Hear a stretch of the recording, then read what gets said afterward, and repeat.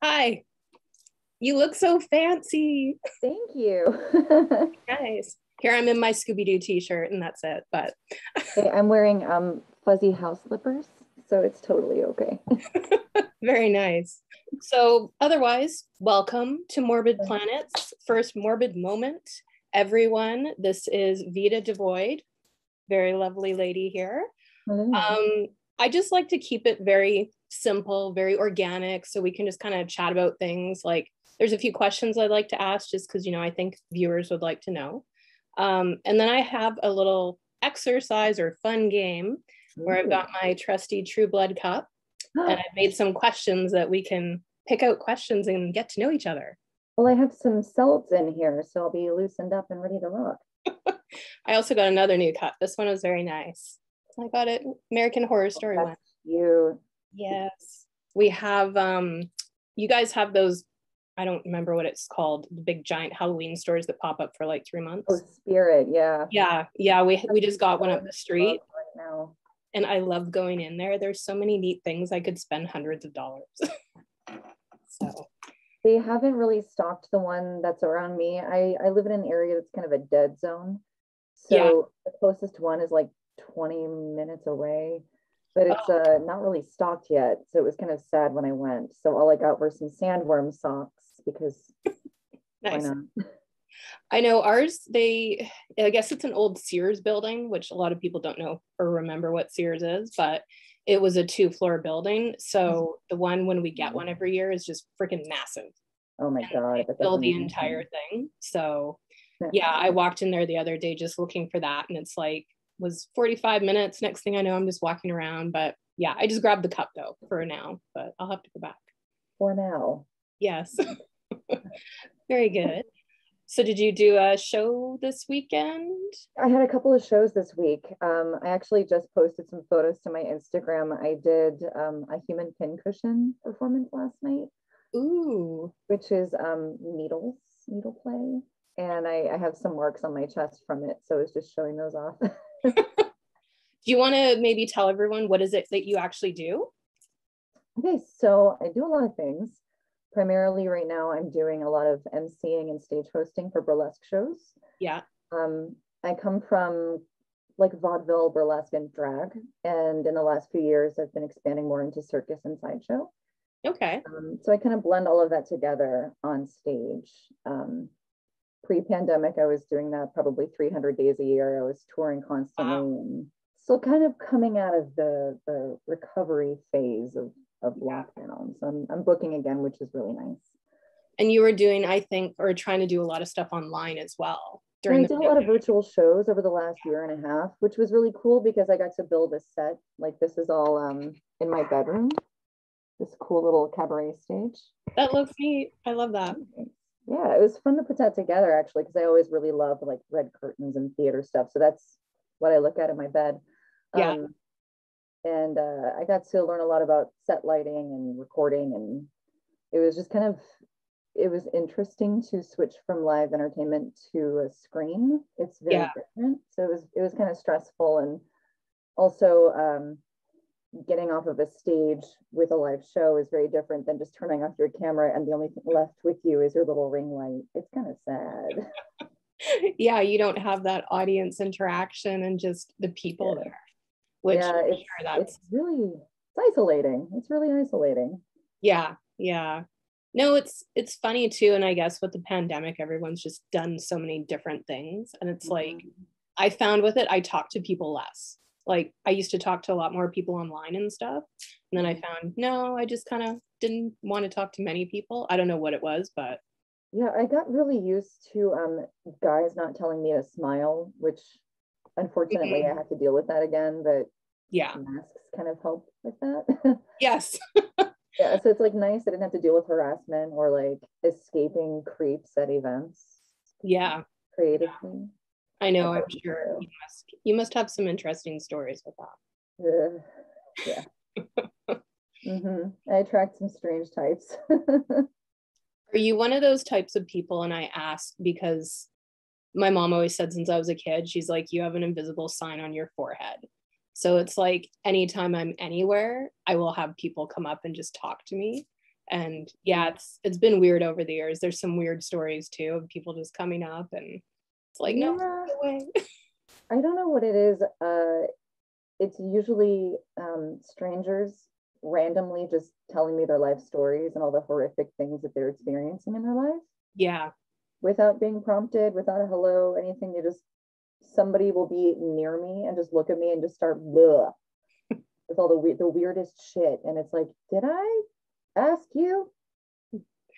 I know, that's why most of the time when I walk or when I used to have to take the bus downtown for work, I wear headphones because it would get me out of talking to people a lot. Or I'd have a few occasions on the bus where they'd be like almost shouting. They're like, hey, can you hear me? And I'm just like looking out the window.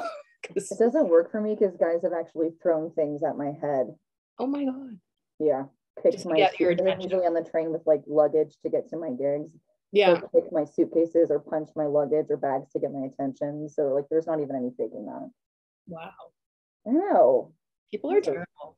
They're brazen. Yeah. How long have you been doing what you've been doing, like performing? And is it something that's you've been doing it kind of like your whole adult life or? Pretty much my whole life. Yeah. I mean, I was always in like performing arts when I was growing up. Yeah. I started working in nightlife when I was like 19 and I just turned, wow, it's 20 years now. I just turned 39. So yeah, since I was like 18 or 19, I started working in nightlife as like a go-go dancer. And then I got into the shows a little bit. I started working with drag shows as a backup dancer. And that was really fun. Oh, that would be actually. I've seen a few drag shows over the years. They were really cool. You don't get very many out here in Vancouver.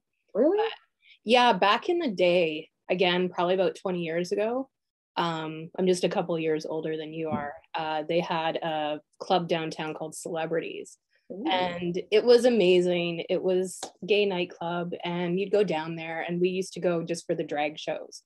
Oh, it's so fun. Yeah, and I remember we had a really good time at one. And I used to love going because then, guys didn't bug you because they don't bother you at all. It's such a relief. Like, I can just be fabulous and compliment your jewelry, and you don't have to talk to me at all if you don't want to.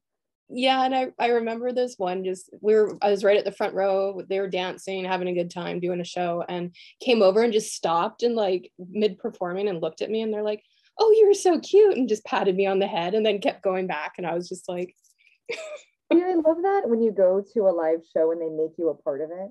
Yeah. It's just my favorite. I absolutely love a stage performer that will do that.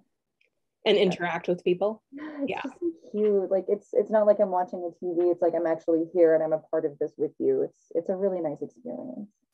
Yeah, we didn't get to go to very many of them, and now there's not really that many. I think there's still a couple down there, but I'll have to bring a show up there.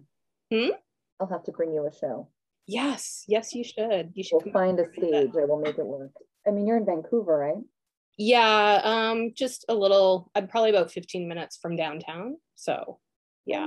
From what I have seen of the area, it's really beautiful. So, it's nice in the sense you're stuck in a shitty conservative little beach village, like where I grew up, like not even a Starbucks in it. Oh wow! You've got like some good wilderness there, and some you're on the coast. So I mean, you've got some really beautiful stuff. We're in a good spot because it's technically like we're about 5 minutes from the beach and about 10 minutes from the mountains. So, yeah, we're like very good central spot right in the middle. I tell you what, this entire left coast, this entire area, the whole left side of this chunk of land is so beautiful. I grew up in a shitty little village in Florida on the beach, and we didn't have hills, we didn't have forests, we didn't have like beautiful rolling mountains and coastline and cliffs. We didn't have any of that. Yeah. So anytime I can go to the coast, the actual like water out here is just, it's fascinating because there's rocks in the water. It's so pretty. Yeah. And cliff beaches, and oh my God, it's absolutely stunning out here. There's so much to see, and it's just never boring. We go to, well, before the pandemic, we usually go to England or try to go about once a year for family to see them. And it's so beautiful in the area where they are because it's just everything is green. The beaches are like, you've got, the cliffs, you've got the, like, some of them are white sand, and it's really clear blue, and it's like, when I first saw them, I didn't expect that in England. Yeah. And well, a lot of people don't think about it as being an island. yeah, and a lot of people think about that, like, oh, it's just a city and it's London and there's buses. It's like, it's an island. Well, and what's weird though is I didn't notice it till a few times after I'd gone, and because we stayed 2 or 3 weeks. Mm-hmm. And then I was just, one day I was outside walking, because there's just hills and stuff, but that's about it. And then I was like, oh my God, I miss the mountains, because I've grown up out here and in Vancouver, and just outside of Vancouver my whole life. Wherever you look, you see mountains. And it didn't hit me till I'd been there for so long. And I was like, yeah, I kind of miss seeing that, because when you look, you see just nothing. Like you said, it's mostly flat. Just flat. Yeah. Like if you climb on a little step stool, you can see the entire, it's funny, you can see the entire curvature of the earth. It's very smooth. I still get a little shaken when I'm cruising in through LA, because we're surrounded by mountains where I live. Yeah. It's absolutely mind-boggling and beautiful to see snow-capped mountains in front of palm trees in a desert climate where the beach is. It's the weirdest freaking thing. I'm still just like, I'm trying to wrap my brain around it every time I see that. It's hilarious, but it's just so stunning. Yeah, it's nice here when we get the snow, because it's like you can just, like, the mountains are so close. Yeah. So you see that they're covered in snow, and then it's kind of like, okay, we're gonna get some too. But yeah, it looks really nice for Christmas. I don't go up on them very much, but you can go up the gondola and stuff. You can go up to the top.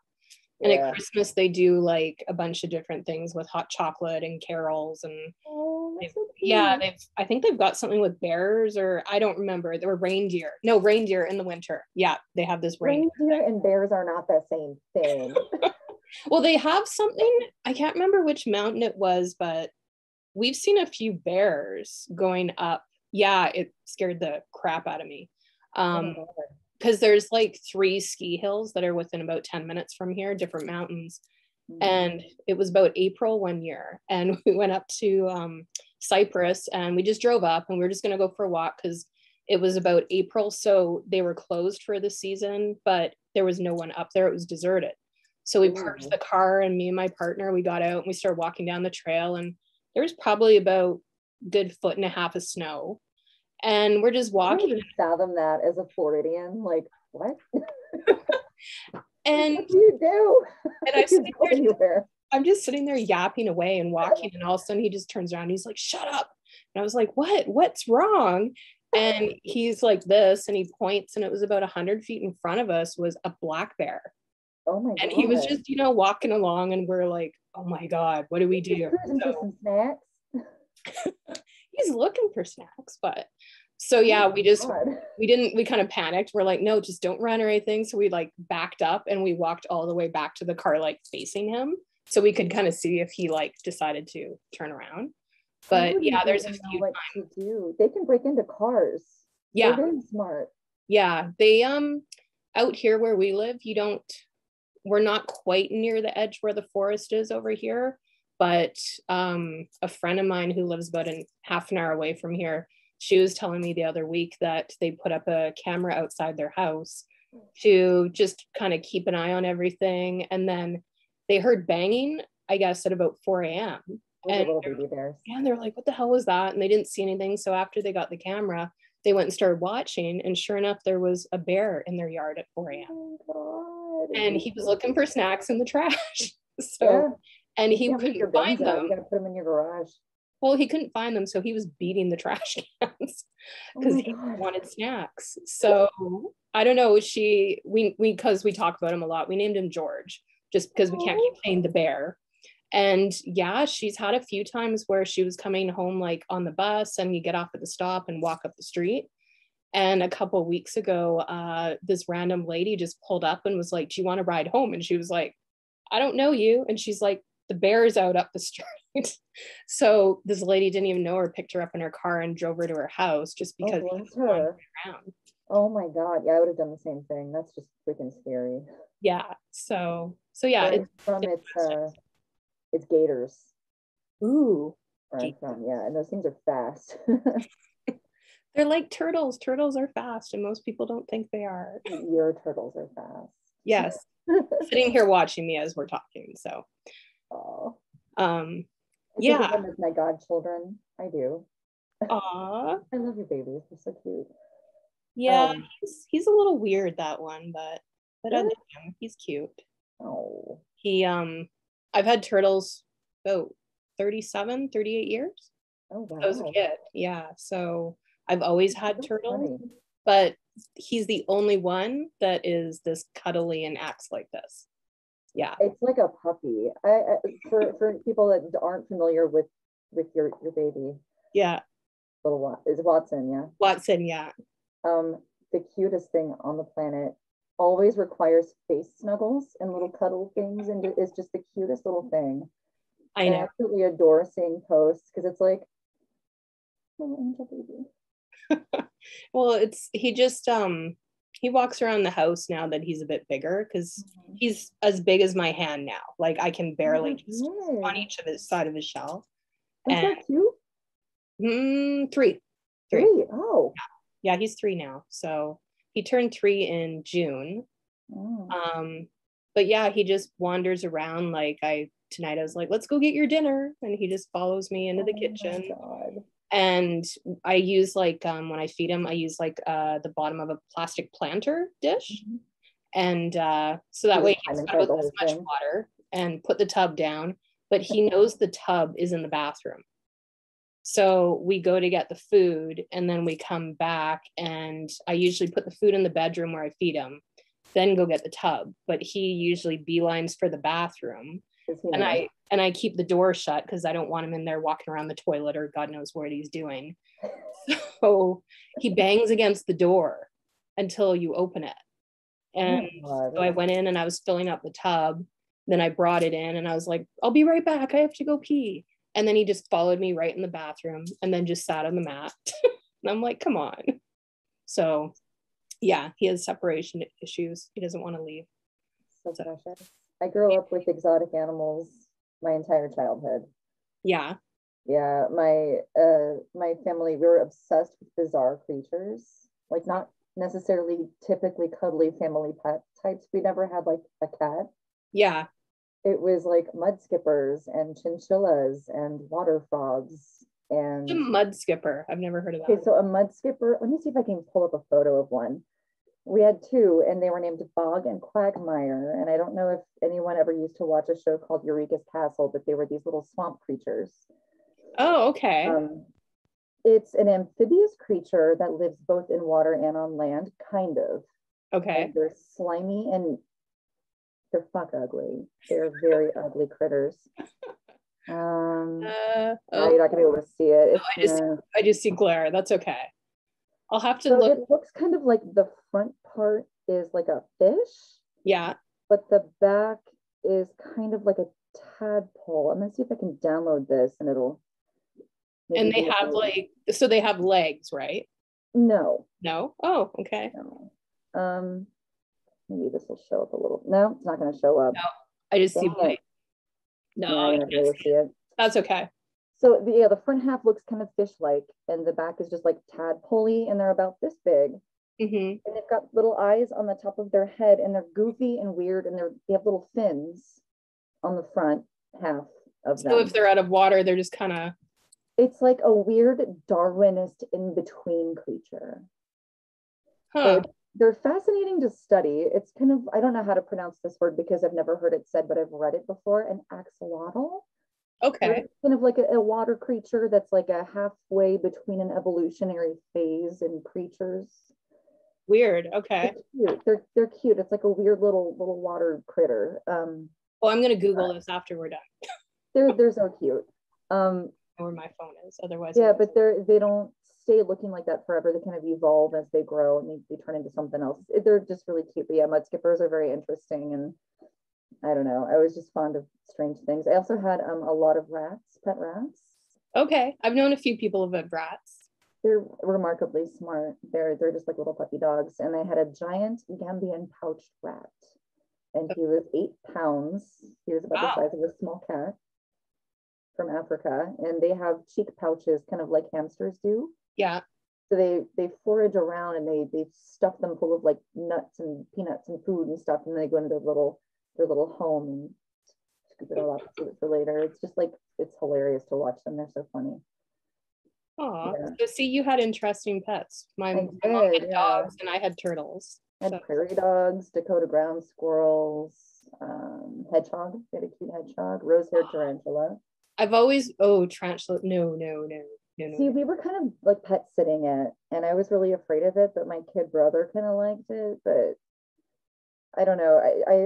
I'm coming to terms with being cute around bugs, but I do love little tiny jumping spiders, those little fuzzy, goofy ones. No, I'm very arachnophobic. No, they're adorable. Okay, no. They're cute. When I was a kid, I still tell everyone this. I feel I was traumatized because my older brother used to throw them on me. He would come up and be like, that's not okay. I have a present for you. And he's about 3 years older than me. And then he would just chuck it at me. And then of course I panicked and my hair was like down in my butt. And I'd be like, is it in my hair? Where is it? And someone did that to me in a recording studio with a huntsman spider they found, and I was traumatized. I don't trust them anymore. Oh, yeah. No. It was like a big, in my head, it's like a dinner plate size. It was little, but it was fucking terrifying. I don't know. We have a lot of brown widow spiders, which are actually bigger. And to me, they look kind of like a huntsman or a wolf spider. So I'm still kind of learning California bugs versus Florida swamp bugs. They're very different. Yeah, I could imagine that. Different stuff. Yeah. I've been to California, but not Florida before. So you shouldn't go to Florida ever. I don't think anyone should. It's not on one of my lists of places to go. It's the Australia of the United States. So we used to take wildlife survival classes when we were children. Yeah. They would have a specialist come in and teach you how to survive Florida. Okay. How to escape gator attacks, how to take care of snake problems, how to it's just if the tiniest venomous spiders don't get you, the gators will, and if the gators don't, the river sharks will, and if the river sharks don't get you, then maybe like a crazy escaped cow will. There's a lot of cow pastures in Florida. Wow. And if they don't get you, then I don't know, the poison ivy or poison oak will clearly take you down. Wow. Okay. No, I didn't. No one's ever told me that.